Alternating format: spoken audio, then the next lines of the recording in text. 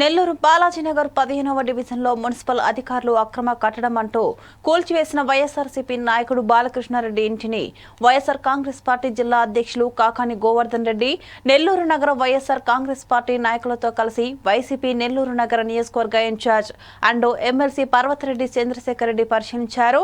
TDP చేసిన దౌర్జన్యకాండకు వ్యతిరేకంగా వైఎస్ఆర్సీపీ నాయకులు నిరసన తెలియజేశారు.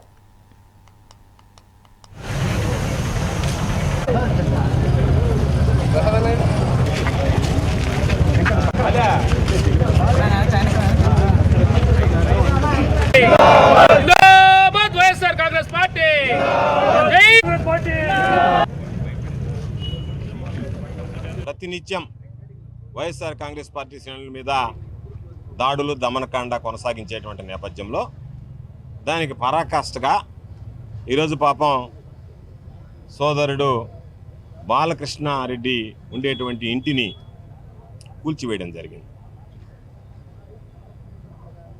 వాళ్ళ తండ్రి పెద్దాయన సుబ్బారెడ్డి గారు 40 సంవత్సరాలుగా ఇక్కడ నివాసం ఉంటున్నాడు. ఇంటికి సంబంధించి 80 సంవత్సరాల డాక్యుమెంట్లు ఉన్నాయి, చేతులు మారాయి. ఈరోజు వాళ్ళ దాంట్లో ఉన్నటువంటి ఇంటిని పునర్నిర్మించుకున్నారు. పునర్నిర్మించుకుని కూడా దాదాపు 6-7 మాసాలుగా ఈ కార్యక్రమం కొనసాగింది.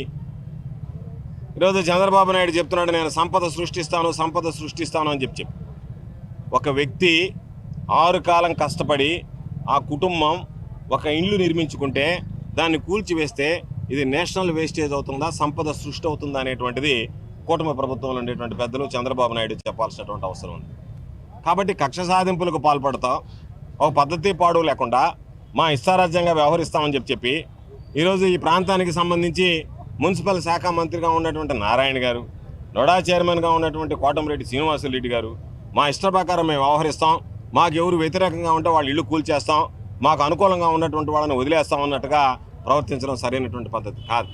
ఈరోజు పాప రకరకాలైనటువంటి జీవోలు తెస్తున్నాడు నారాయణ. ఒక జీవో కూడా తీసుకురా, వైఎస్ఆర్ కాంగ్రెస్ పార్టీకి సంబంధించినటువంటి కొట్టేస్తాం, తెలుగుదేశం పార్టీ వాళ్ళు జోలికి పోమని చెప్పి జీవో తెస్తే అదేనా తెస్తే బాగుంటుంది తప్ప అవన్నీ పక్కన పెట్టి ఇదేమో మీ జాగీర్లాగా మీ ఇష్ట ప్రకారం మీకు ప్రజలు ఓట్లు వేసి గెలిపించింది మీకు ప్రజలకు సేవ